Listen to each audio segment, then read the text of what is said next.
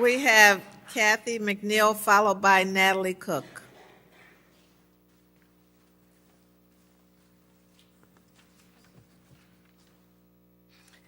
Netanyahu said he will not stop. Who here would not want to stop the killing, the bombing, the destruction, the violence, the takeover by those who believe they are entitled because what we gave them, they want more? Who's calling for hate? Not us, nor division, nor a panic, but an ongoing, thoughtful, decisive call for peace. All we are saying is give peace a chance. Let's see,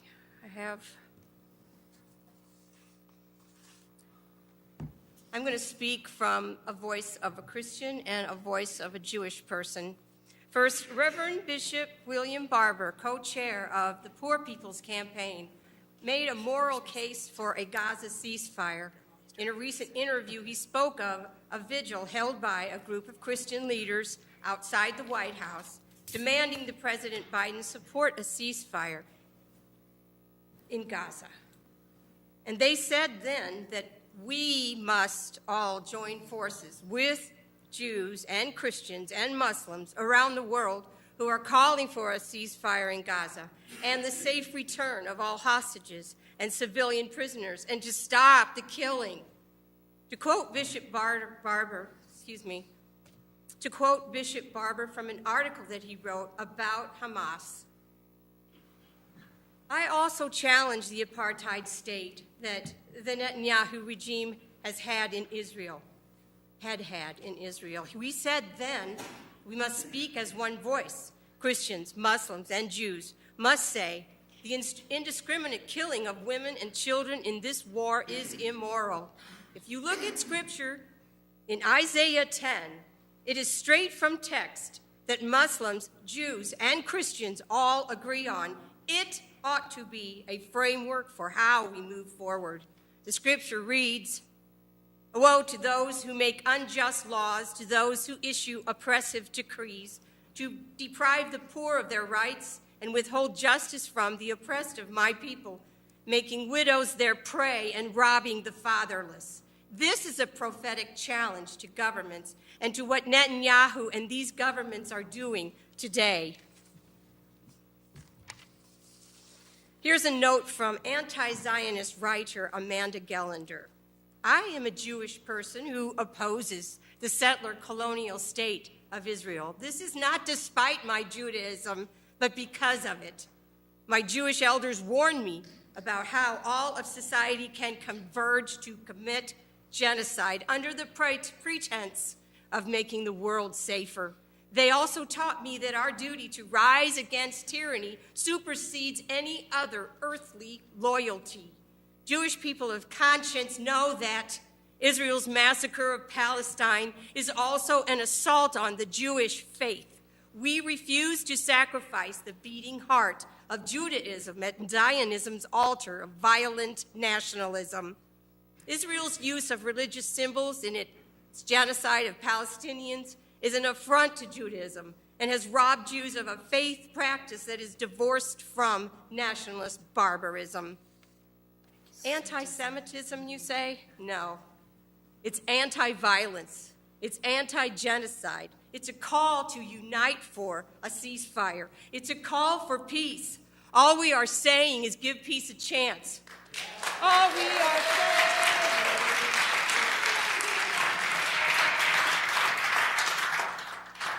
Next, we have Natalie Cook, followed by Lawrence Marchard.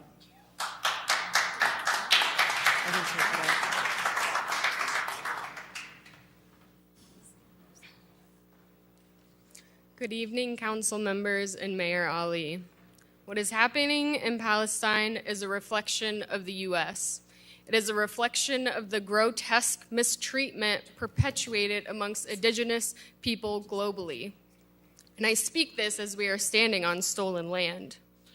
Can you imagine being kicked out of your home, cut off from basic supplies, being starved and dehydrated?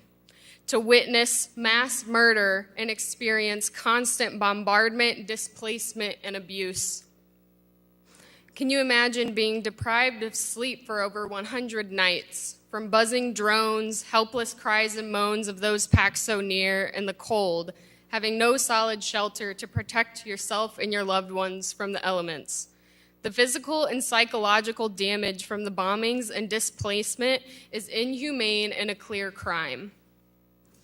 Not only do the bombs and destruction affect human life, but our non-human relatives and the land itself.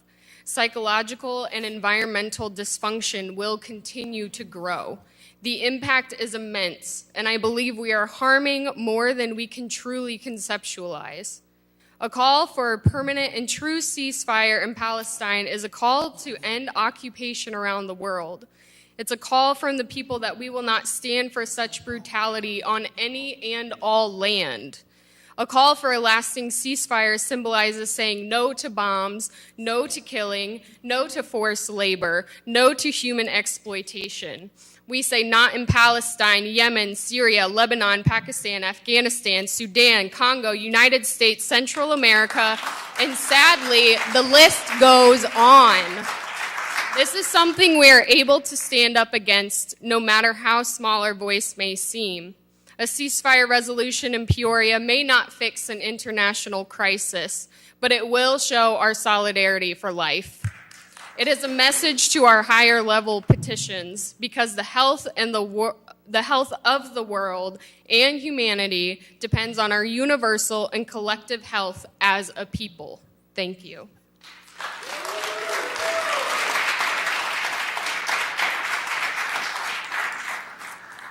Next, we have Lawrence Machard, followed by Iyad Assad.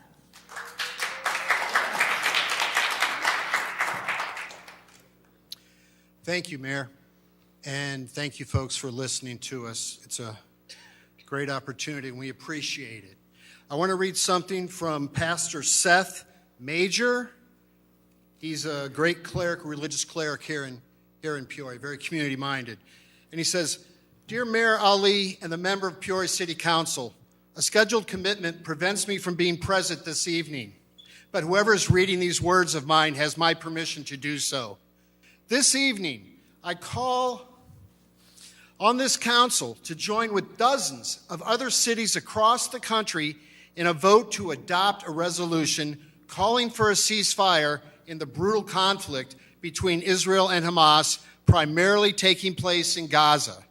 As a local member of the Christian clergy of our city, as well as a resident of Peoria, I have been honored and humbled by the friendship, peace, and mutual respect extended to me by the local Palestinian community as well as their activist allies.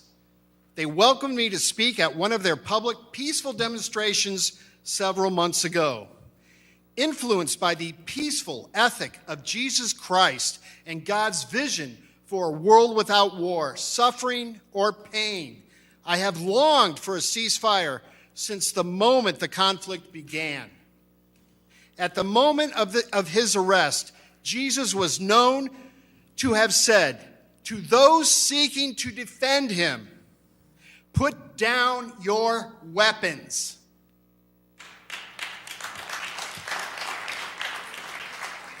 Since this moment in history, there has been a tradition of nonviolence within Christianity, although, like many in this country, there has been a warping of the words of Scripture to justify violence. To be clear, Jesus, our Lord and Messiah, wants no one to die. I would personally be discouraged if the council was ultimately unwilling to vote on the ceasefire resolution being presented to them. To avoid voting would be for you to avoid engaging in one of your central functions as elected officials. And to not vote in favor of the ceasefire would mean that you do not mind to see the death toll rise. Please listen to the words being spoken this evening with open ears and vote. Signed, Reverend Seth Major.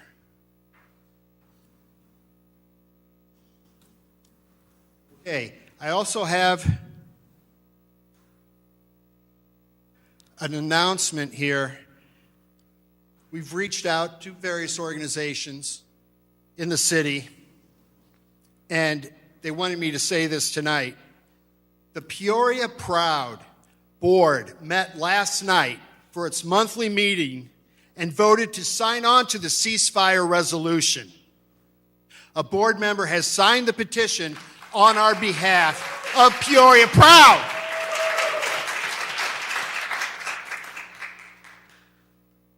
These are important people in our community, like everyone is here, like these people, like these people, like these people. And the voices are growing louder. You know, some of our elected leaders have asked to take a neutral stand. Archbishop Desmond Tutu said to take neutrality is to side with the oppressor. Do we all understand this? We cannot avoid this situation. You worried about division. Well, it's here. And let's deal with it in a calm, humane, rational way. One more thing. This is Black History Month.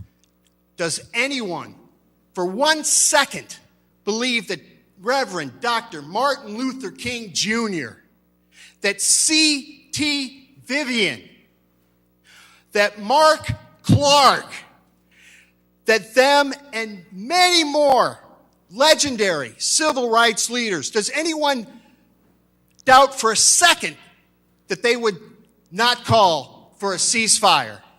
Ceasefire now, do the right thing, adopt the resolution, and let's do your jobs.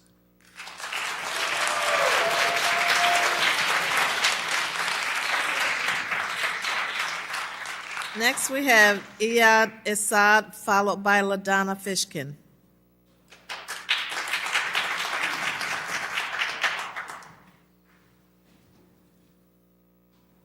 Hi, good evening, everyone, and salam to everyone.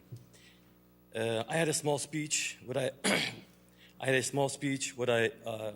had written before I came up here, but I had to, after hearing a few things, I had to counter what they had said about the October 7.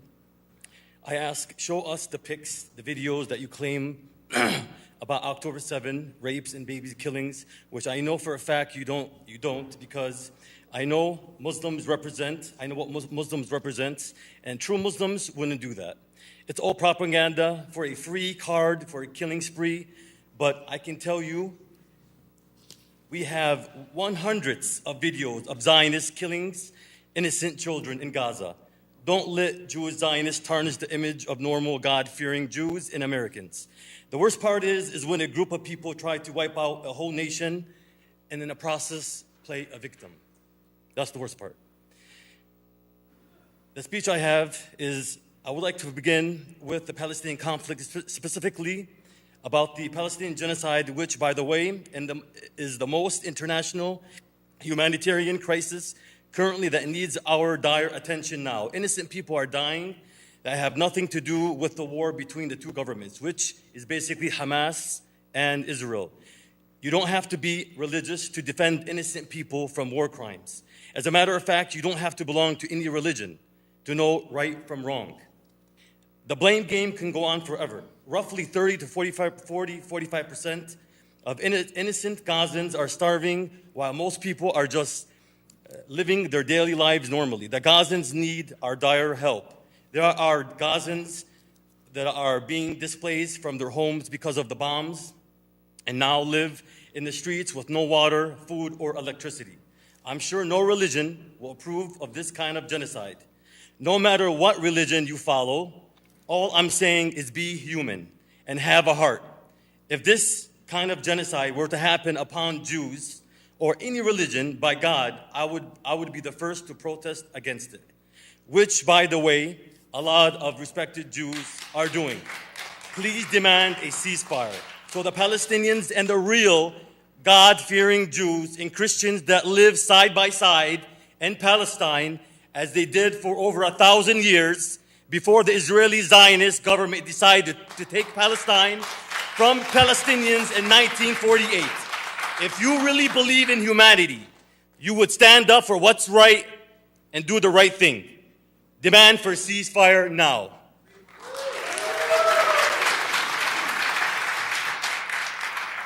Next, we have LaDonna Fishkin, followed by Ramez Abi Akar.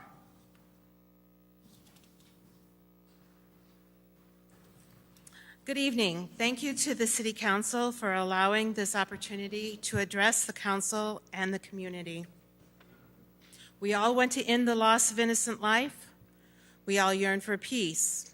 We know that Palestinian civilians suffer, but a ceasefire that precludes the demilitarization of Hamas and doesn't return the hostages will only take us back to the same dangerous situation we had on October 7th.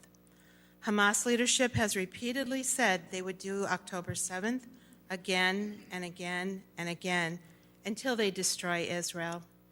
My opinion of global affairs is my opinion, and I respect that the City Council has a right to their own opinions. My reason for speaking this evening is to demonstrate my support of the City Council and to encourage the Council to remain focused on city affairs and to not engage on global affairs.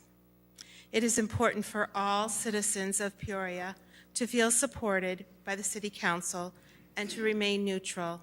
I personally would be happy to share anything that perspective that I have, but I think it's very important for you to form your own, but you're welcome to contact me. Thank you.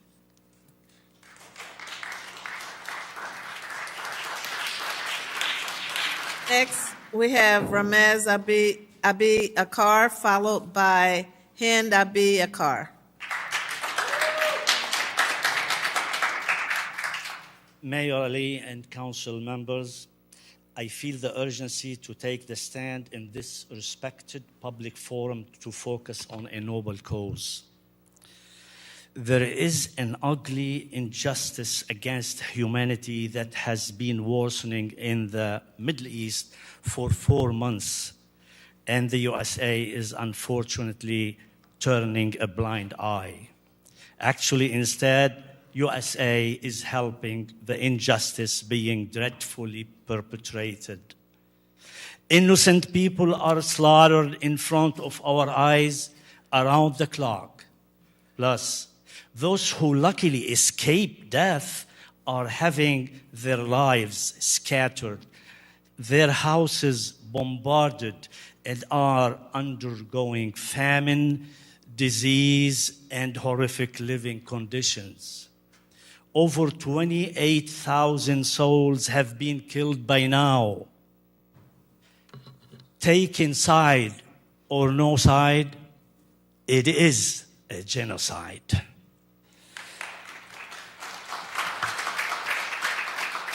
What an irony. Palestinians have lived in their land for centuries, but alas, they are not at liberty to govern themselves. They've been brutally occupied by the army of another country and are deprived of their freedom. The Middle East region has been on fire constantly for 7-8 decades, be it on the Palestinian land or on the Lebanese one. There was a horrific war every 10 to 12 years between Israel and a Palestinian component. Previous names were around the past, such as PLO, Arafat, Fatah, and other resistance groups. All are bad. The most recent war episode is on Gaza this time, and the enemy is named Hamas. Reasonably speaking, if occupation will continue, a new name would sprout in the near future. Gentlemen, no matter the reasons for such a horrible hysteria, there has got to be a way to stop it.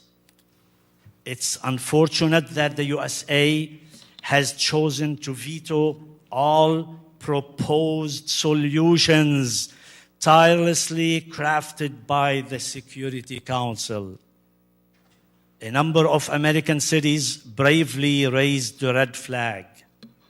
We wonder why Peoria cannot do the same. We Peorians have the chance to make an indirect impact. Otherwise, a passive action on this detrimental topic would strongly stamp Peoria as lacking the humanitarian touch. Our hope is for a ceasefire support from here and a ceasefire support from there that would inspire the entire nation to believe in a global humanity. Oh my God, we can't wait for a permanent ceasefire. I hope Peoria will be the next in joining the righteous group, freedom and peace for all. Our friend here said that they had a bad October 7. Maybe right.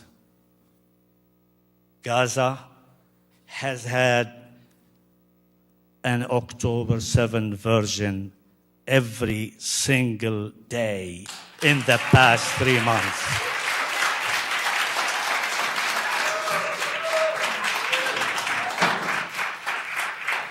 Next, we have Hind Abi Akar, followed by Suhail Ahuar. Good evening, Madam Mayor, council members. I am a long-time resident of Peoria and a member of Peoria Coalition for Palestine. We are here to ask you to support a ceasefire resolution in Gaza. A ceasefire to give an injured toddler the chance to be stitched or amputated with anesthesia, to give a baby a chance to drink clean water, to sleep without the terrifying sounds of massive bombs exploding nonstop, without the heart-piercing sounds of fighter jets diving to bomb their homes,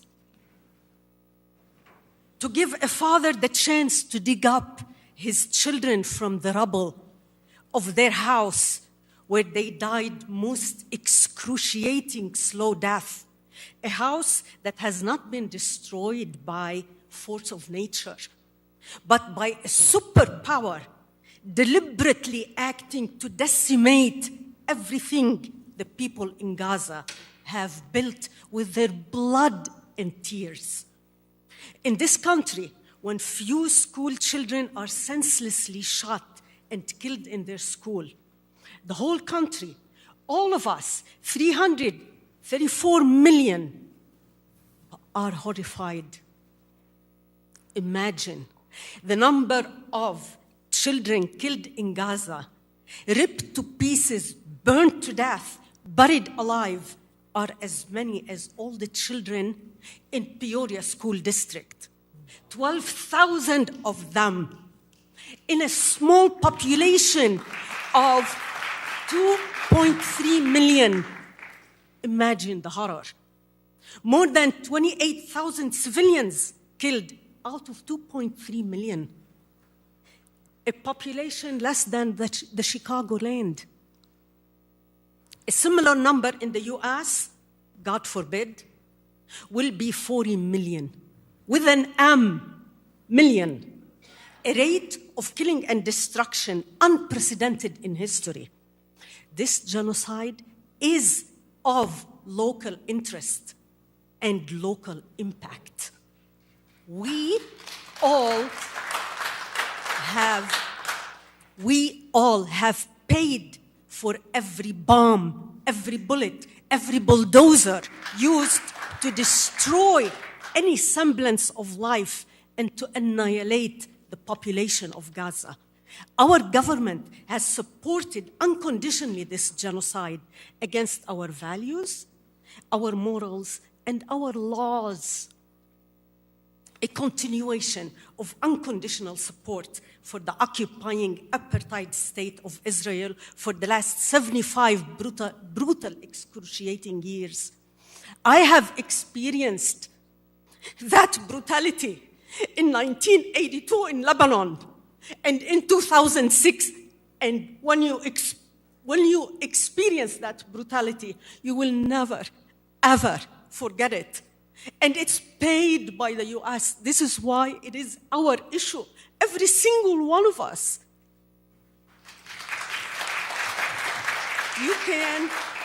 You can choose to say, I want the genocide. I don't care about the genocide. I want it to continue unabated, no consequences, no red lines. Not speaking up is calling for a ceasefire, is saying yes. There is no third option. Please, be brave and don't be intimidated by a loud extremist minority. We here are the majority. And we want you to be our voice and the moral compass for this country. Say loud, clear, and proud, we stand for a durable ceasefire. Let it play in Peoria. Thank you.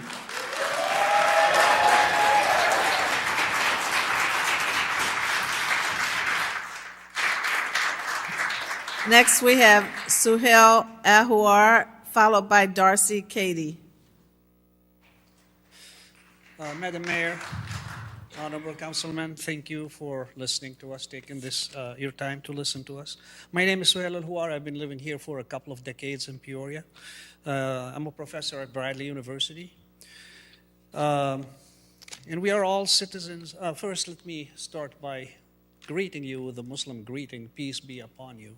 And what's really interesting is that Muslims are quite often in the mass media being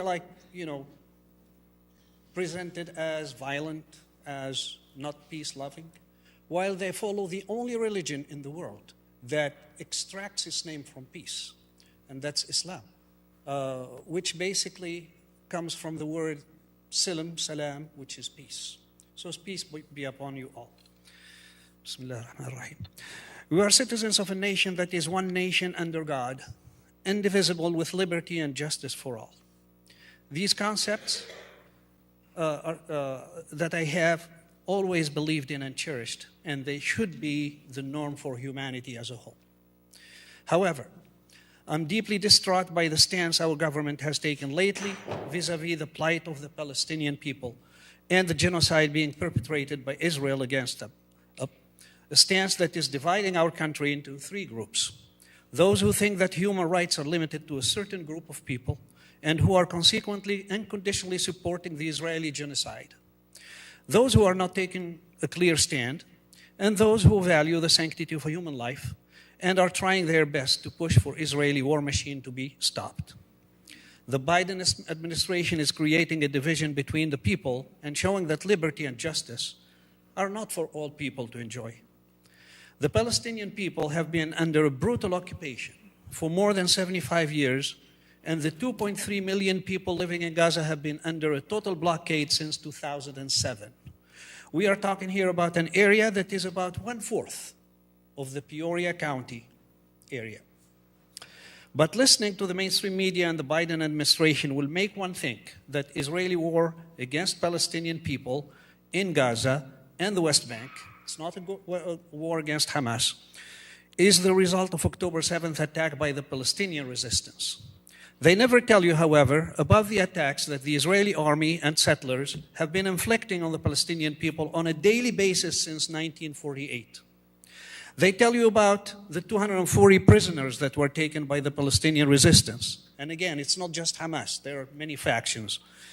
But they never tell you about the more than 5,000 Palestinian civilians, including women, and more than 1,500 children that are being held hostage by Israel without any charges and in the direst conditions.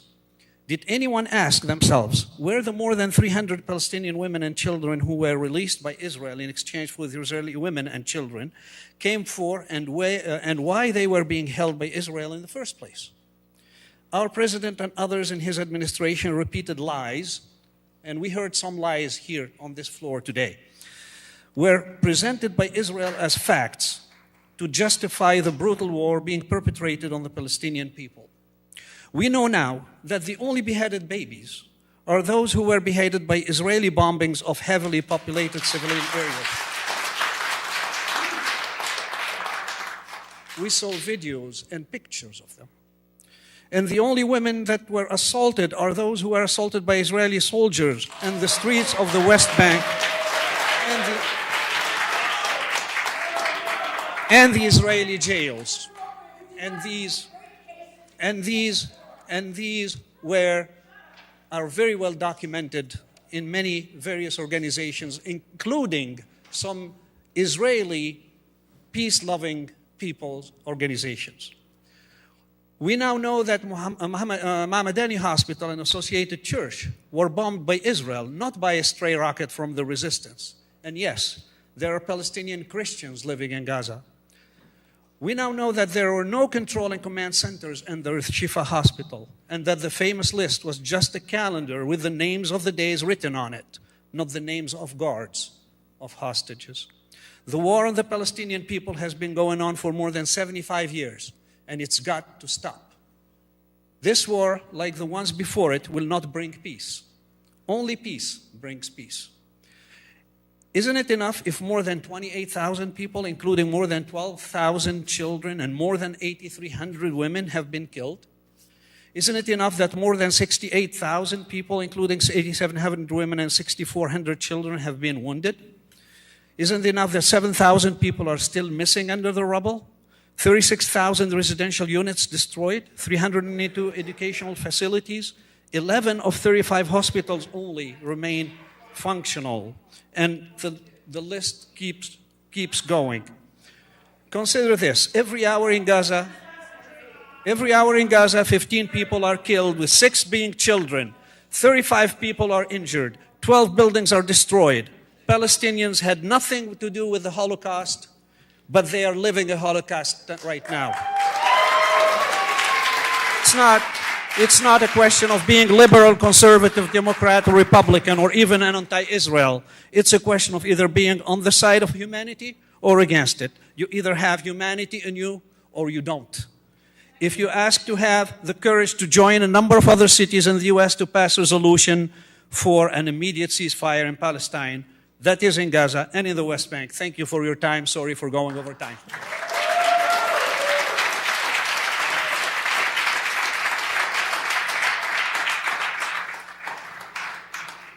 Next, we have Darcy Katie, followed by Susan Katz.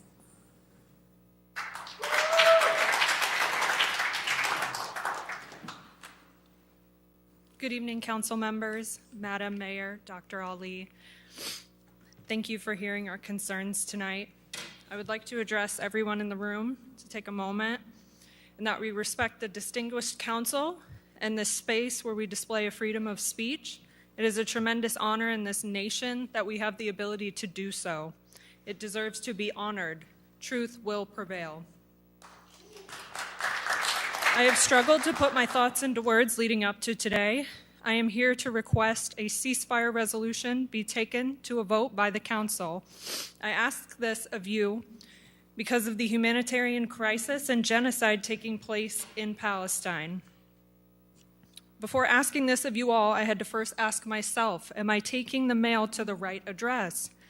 And then, is what I'm asking the council to do reasonable given their role? And I feel the answer to both at this time is yes. While we are requesting a ceasefire resolution to be voted on and supported by multiple government officials, multi-government levels.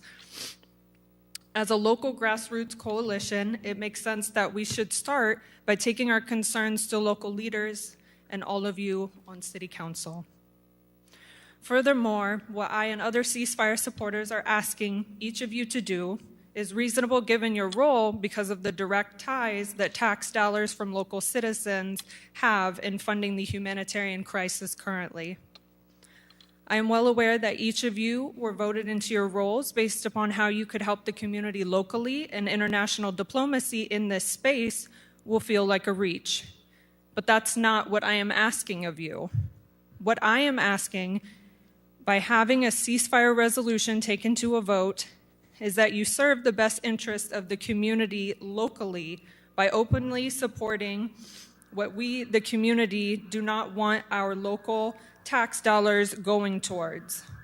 We do not want to support a humanitarian crisis. The loss of life is horrifying. 30,000 plus Palestinians killed since October 7th. Innocent people, and that is who I speak for. Innocent people. Palestinians bombed in the north and then fleeing further south to Khan Yunis and later Rafah, all while being shot at while fleeing violence and carpet bombed, being killed and maimed on the way to their next refugee camp. One of the most disturbing things about this is that, Israeli forces want innocent Palestinian civilians to leave an area, so they drop leaflets from the sky, telling them to take to the road, what direction to flee, and leave by a certain time, such as sundown or the next day. In principle and in theory, this sounds reasonable. What proceeds to happen is not. They are shot and carpet bombed along designated passageways to the next destination. Why would the Israeli military be killing people in an area deemed safe that they designated openly as safe, both passage and for arrival? Why is the Israeli military killing journalists and medical staff at unprecedented rates daily if their only goal is neutralizing a terrorist threat? Every single doctor cannot be a terrorist. Every single journalist, 135, cannot be a terrorist. You do not police truth and the people who potentially reveal it unless you have a motive, which is to sequester it, to kill it. Every single innocent child cannot be a terrorist. At some point, we have to acknowledge collectively as a community, as a whole, that what is going on defies logic and is inhumane. Or else, what do we stand on as a community, as a people? I am asking that each of you on the council exercise your privilege as individuals selected by the community for your wisdom, foresight, and leadership to please support a ceasefire resolution, to please account for the local impact of an international crisis that therefore gives you just cause to represent your community on this matter. Thank you. Ceasefire now.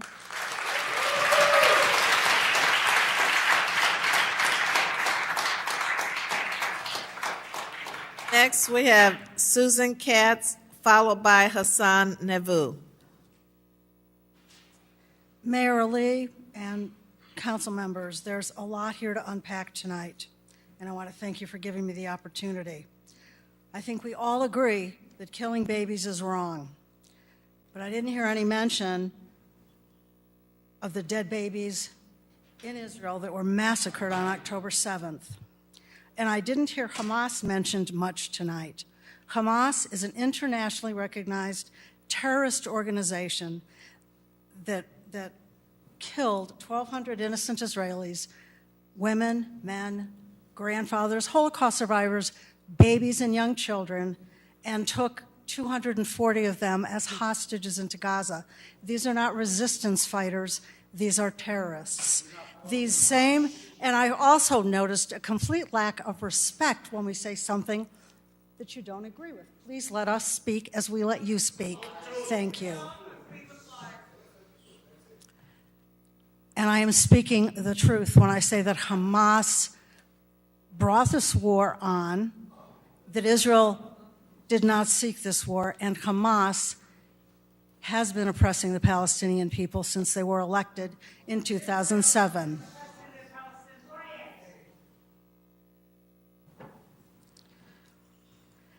And yes, there is proof of the massacre.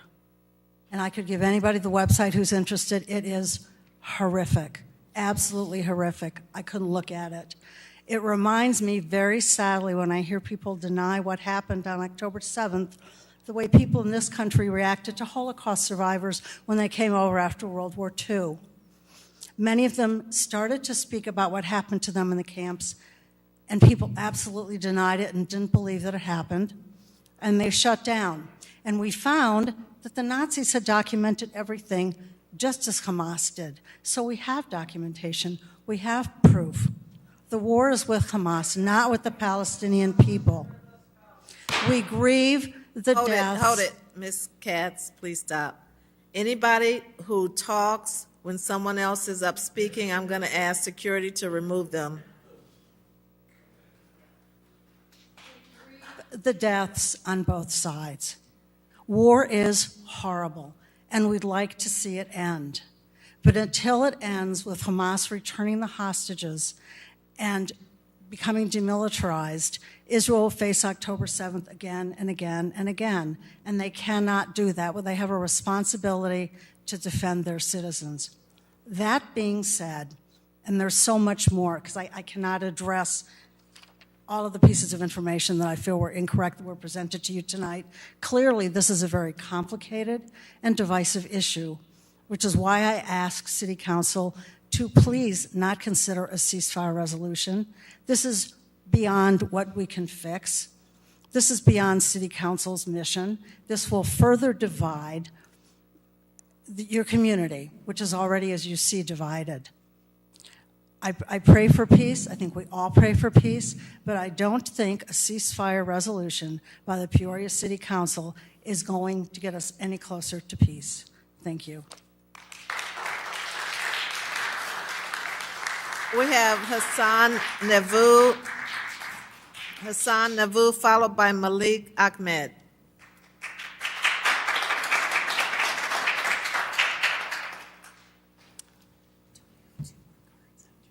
Thank you, representatives, for allowing us the opportunity to speak. I think it is very important as residents of the community to respect each other, and in that regard, I hope future people can respect you guys. And I was disheartened to hear the way they reacted when you guys spoke. That being said, I'm also surprised to hear why this issue is controversial. A ceasefire does not mean picking a side. I do understand, though, that some of my fellow residents have fears about Hamas, and Hamas has been designated as a terrorist organization. But it is important to understand how organizations like this arise. If a child has seen their parents, their siblings, their grandparents all killed, and they grow up in an atmosphere where they do not have any opportunities, how can you expect that person to become anything but an extremist? The US has personally experienced this through our 20-year adventure in Afghanistan. We did not defeat Afghanistan or the people over there by bombing them out, because what you do is create a next generation of terrorists. After the US defeated Germany in the First World War, they imposed harsher sanctions on the Germans, and it resulted in the horrible regime of Nazis. Imposing bad conditions on your enemies does not create friends. To truly create friends, you have to give those people opportunities. Now, I understand that it is not the right place to debate foreign policy. However, it is the right place, I think, to talk about the feelings of the citizens of Peoria. Residents over here have mentioned how they lost family members. Residents have mentioned how they know people who have been killed. Addressing those things are a part of, I think, your jobs.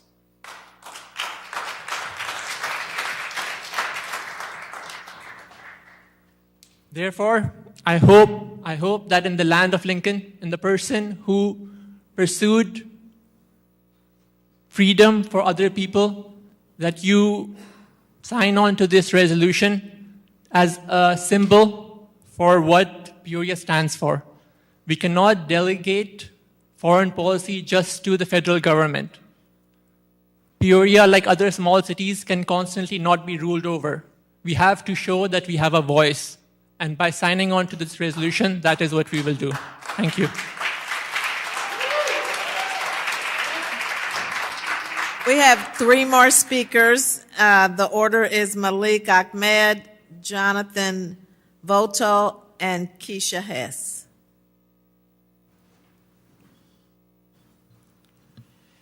Your Honor, Madam Mayor, and City Council members, everybody, thank you for giving me the opportunity. I'm going to start with a simple story. The story, once upon a time, in a community, there is a family, big family, and they have a big land in their backyard. So that family is very, very good family. All community people, they know very well.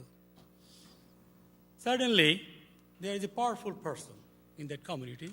Everybody kind of they listen to him. He's very powerful. There's no way that you cannot, avoid him. So one day, that powerful person came with a needy family that was very needy, and they were kind of forcefully out from some other neighborhood, and asked that family member that, can you please give him the shelter? This family, small family, just give him shelter. You have a lot of big backyard, so give him shelter. So that family, being very generous, very good, very naive, it's okay, no problem. Let them live there. So they built a house in the back, and they started living there. Fine, no problem. Their brothers, sisters, they're all, just like a family members. So eventually, what they do, that new family, they started building another building there. And the main family, they said, why you are doing that? I gave you the shelter, now you'll be building another house there and bringing another people there. Why are you doing that? You cannot do that. So they called the powerful person, and the powerful person said, no, it is fine, let them do that. They're not harming you. It continues. So eventually, those people, the new people, those are sheltered or given shelter, try to evacuate forcefully the owner of the main house who originally gave the shelter. Let's call them family A. So they're trying to, take the people out of their house and doing all kind of things with the help of that powerful person. So it's not working, and then those are the naive people, good people. So whatever they're doing, there's no other choice for them other than to kind of get used to that one and try to kind of solve those things. So this passes.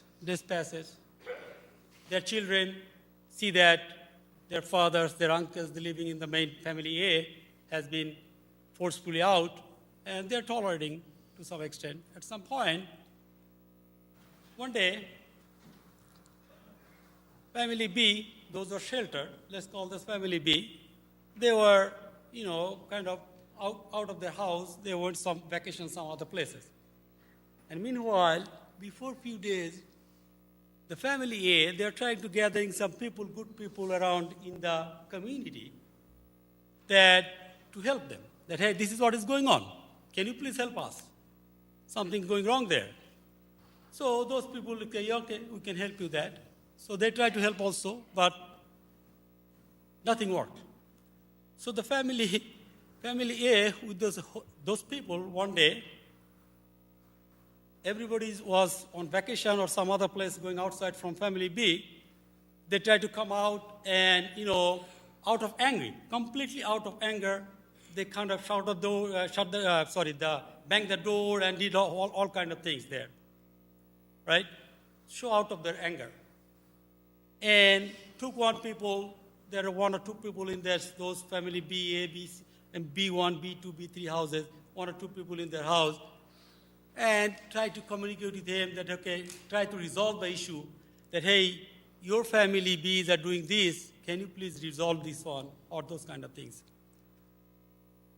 Now, family B came, everybody, guess what? They eradicate, they forcefully out everybody from there, kill the people there, kill the children there, and all family A is gone.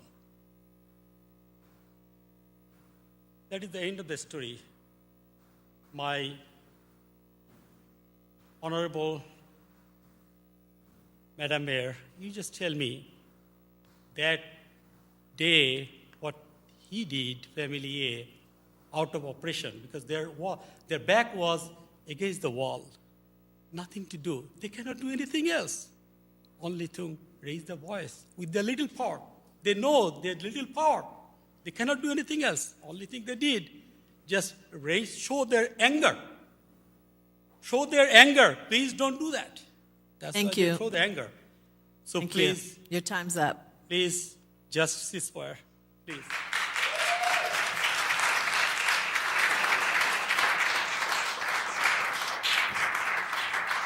Next we have Kashan. Excuse me. Next we have Jonathan Voto, followed by Kashan Hess.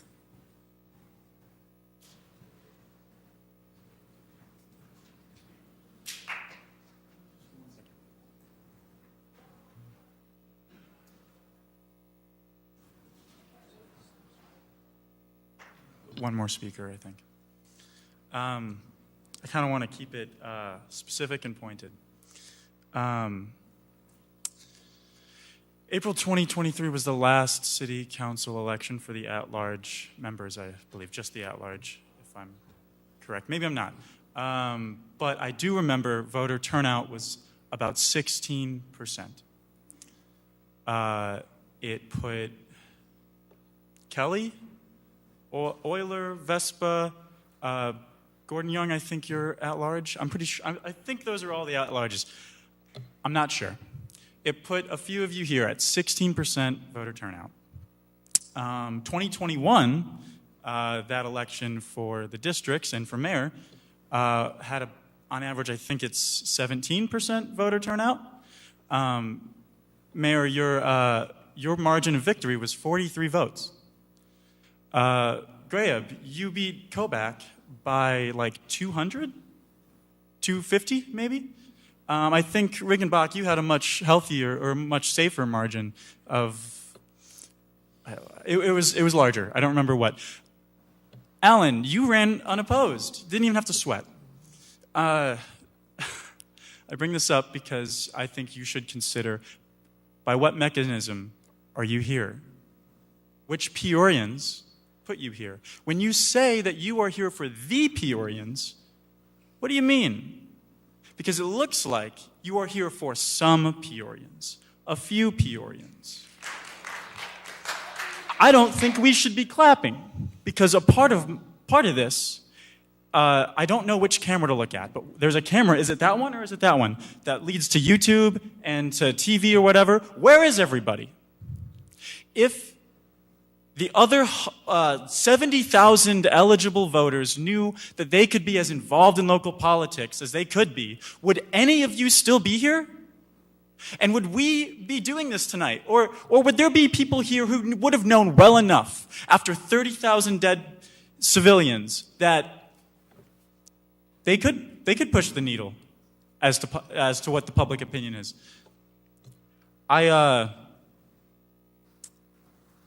It's frustrating. it's frustrating. But I do want to make notice that, like, how many people are here tonight? I think maybe some people have left, but there was maybe 100 people here. That's enough to change your margin of victory. If by the next election we were to theoretically have 50% voter turnout, I think this horseshoe looks a lot different. And I think you should really consider which way that skews for you. I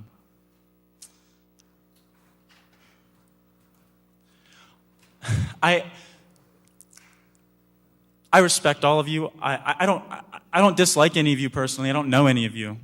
But politically, collectively, I think this horseshoe is garbage.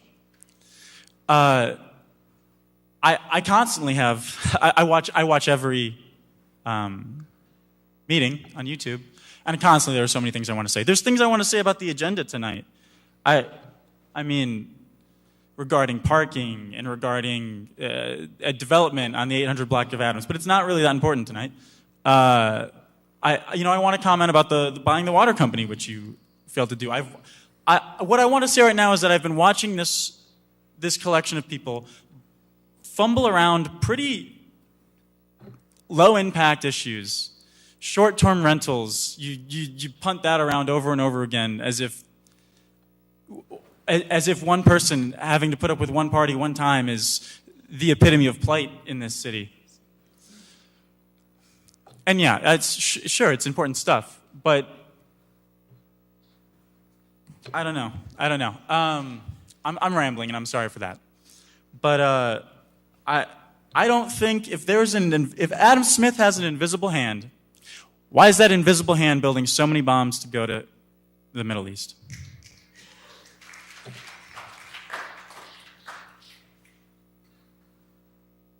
19 seconds, ceasefire now.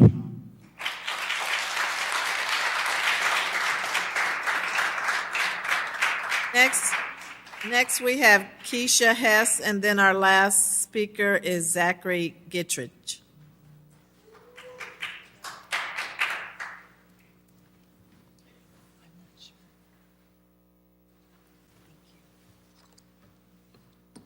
Hello, my name is Keyshawn Hess.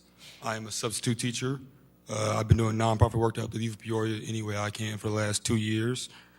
I patiently heard a lot of the words here. I was moved by some of them. Firstly, I would like to say genocide and war is sprouted from the seed of injustice, and injustice anywhere is an injustice everywhere. So there isn't any confusion with my next following words. I would like to say I support the ceasefire. I don't support war anywhere.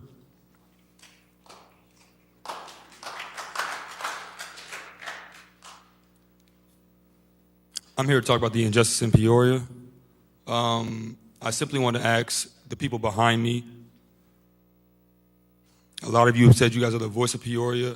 I would like to know, where is this outpour and all this clamor when many children in Peoria die from gun violence and other types of violence?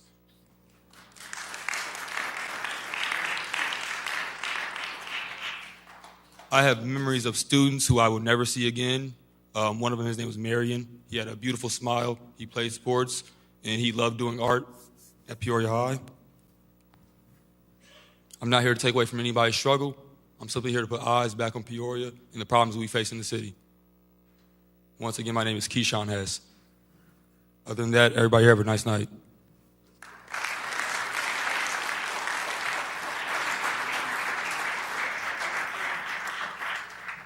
Zachary Gittridge, followed by Celine Corley. Hello, I'm Zachary Gittridge. And here we are in the United States of America, where we're all equal. I'm equal to my dear friend Andre. I'm equal to my dear friend Zach. I'm equal to my dear friend Riggenbach. I'm even equal to Mr. Growth over there. And that's what the ceasefire actually calls for. It is about equality. It says Hamas needs to stop and Israel needs to stop. It says Hamas needs to release its hostages and Israel needs to release the 8,000 Palestinian hostages that it has. And I heard a Zionist recently said, they're not hostages, they're prisoners because they were convicted of, they're criminals. Remember, the Palestinian hostages were put through sham military tribunals, no objective judge, no impartial jury, just a bunch of racist IDF soldiers judging on them. And by that logic, Hamas could do a whole bunch of sham trials on the hostages they have, and then they would be prisoners. They would be legitimate prisoners according to what the Zionists say. And I started this by pointing out that we're all equal, because I believe we're all equal. Everybody here believes we're all equal. But the Zionists don't believe that they're equal. They're a special people. They're God's chosen people.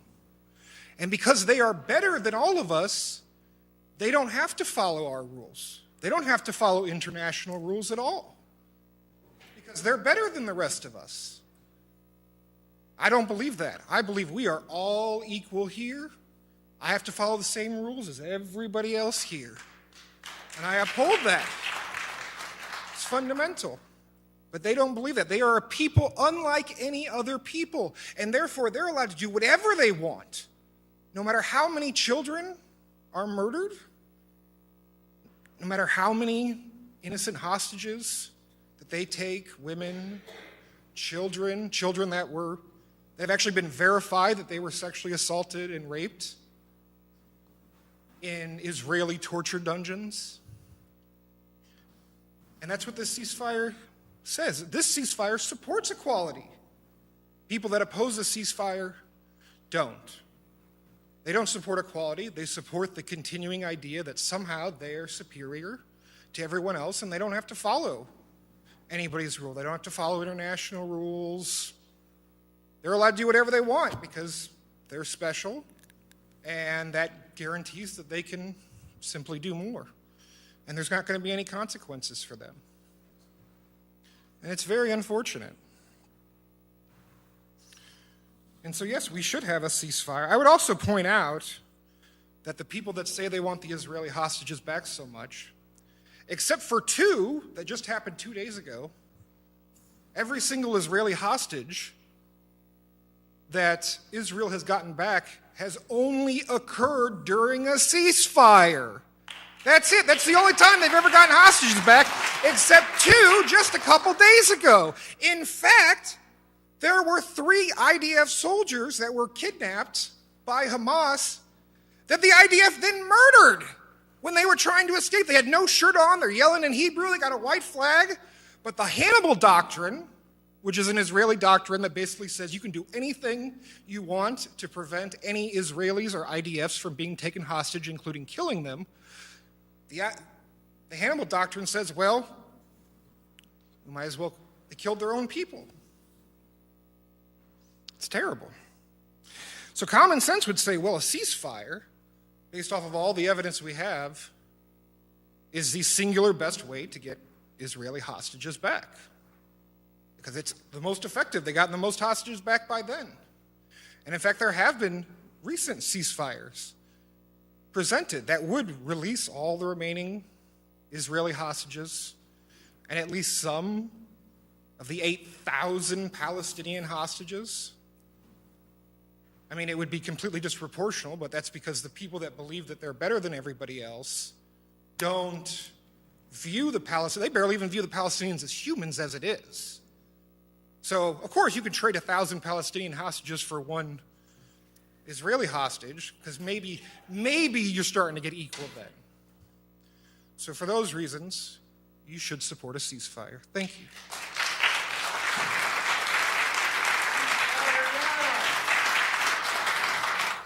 Celine Corley.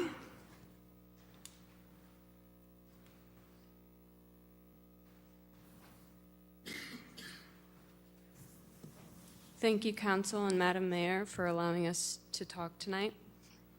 I'm going to keep this short. I would just like to say that for those tonight stating that we should keep global politics out of the Peoria City Council meeting, I simply would like to draw attention to the fact that as of 2014, the city of Peoria is sister cities to I-2 Lebanon. Lebanon, who is neighbors to the people of Israel and the Palestinian people.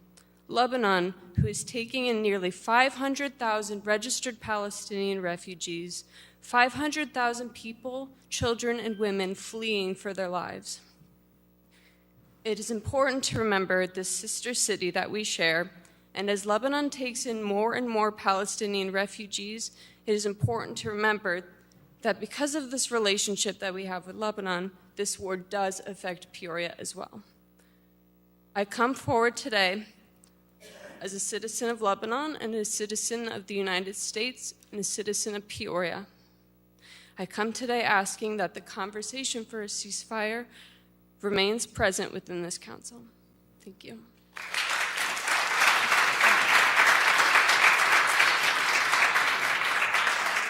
Our final speaker is Alyssa McMillan.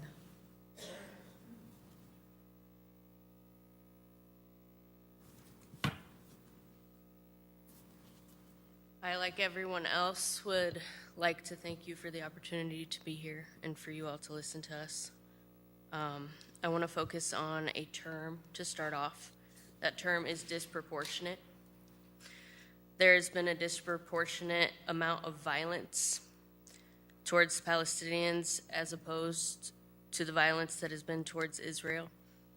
1,200 Israelis were killed by Hamas. 240 hostages were captured. Israel holds 4,500 Palestinian prisoners, of which 310 are being held in administrative detention without the right to a trial. Many women, many are children. There's also disproportionate coverage. While some outlets are getting a little better, many mainstream news outlets are being disproportionate in the details they are providing in what has happened to Palestinians as compared to the details pertaining to the Israelis and the IDF. There's been a disproportionate use of compassion towards the victims, whether they be from Israel or Palestine, in terms used to describe people and the things that are happening to them. News agencies are referring to young Israelis as children, whereas Palestinians are referred to as minors. The words we use are incredibly important in showing humanity to all humans. And without access to independent sources, we would gather from the disproportionate coverage, as mentioned before, that October 7th, 2023 was the beginning of the struggle between Palestinians and Israel. Though in 1948, the Nakba, which I've learned is an Arabic term for catastrophe, occurred with the mass displacement and dispossession of Palestinians of their land during the Arab-Israeli War. Based on research, Palestine used to be a multi-ethnic and multicultural society consisting of Christians, Jews, and Arabs. During the Nakba, dozens of massacres targeting Arabs were conducted, and about 400 Arab-majority towns and villages were depopulated, either being completely destroyed like we've seen in Gaza and Khan Yunis, or repopulated by Jewish residents and given new Hebrew names. Given the recent narrative regarding our own country's genocidal history, this is an act of violence through land theft and ethnic or racial supremacy.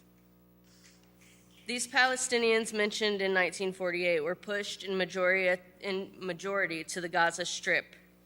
200,000 then. Since, Israel has waged 15 collective wars against Gaza.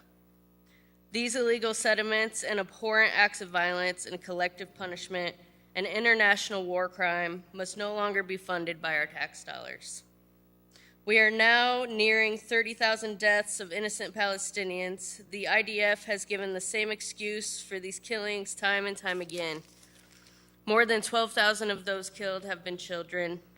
To bring up the disproportionate term once more, we have seen with our own eyes via independent sources the most gruesome images I have ever seen.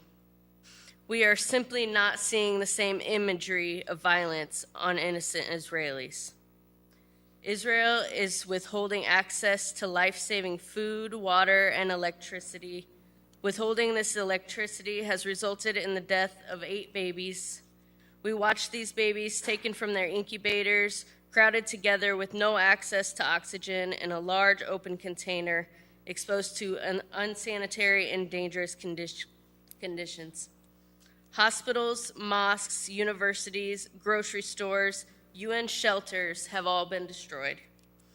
Hamas has offered to release all of the hostages in exchange for a ceasefire, and Netanyahu has made it very clear that the attacks on Palestine will not subside until their absolute victory. That victory, to me, seems like an annihilation of Gaza and the Palestinian people and a complete theft of their land. Thank you.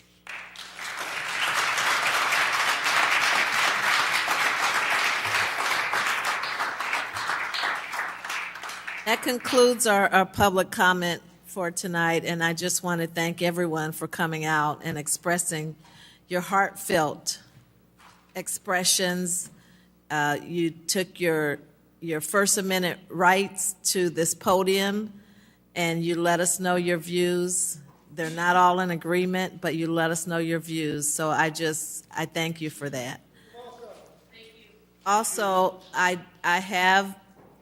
after the meeting, I will have released a statement that will be found on the city's homepage under the news section. At this point, I'm going to turn to Madam Clerk, and we're going to move forward. Madam Mayor, if I may, I just want to note for the record that we did receive 8 citizen letters with regards to requesting the council to pass a ceasefire resolution, and those will be placed in my office on file. Okay, thank you. So, and with that, we are at executive session. Okay. I would like to invite a motion to adjourn and to convene in closed session immediately following the adjournment of the City Council meeting pursuant to the Open Meetings Act 5 ILCS 120/2C11 to discuss the pending and probable or imminent litigation and pursuant to the Open Meetings Act 5 ILCS 122C21 for approval by the body of closed session minutes. Moved by Councilman Euler, seconded by Councilmember Gordon Young. Corporation Counsel Hayes. Yes. Did you want to say something? No, ma'am. Oh, okay, your light was on. Sorry. Please cast your ballots. Thank you for your service.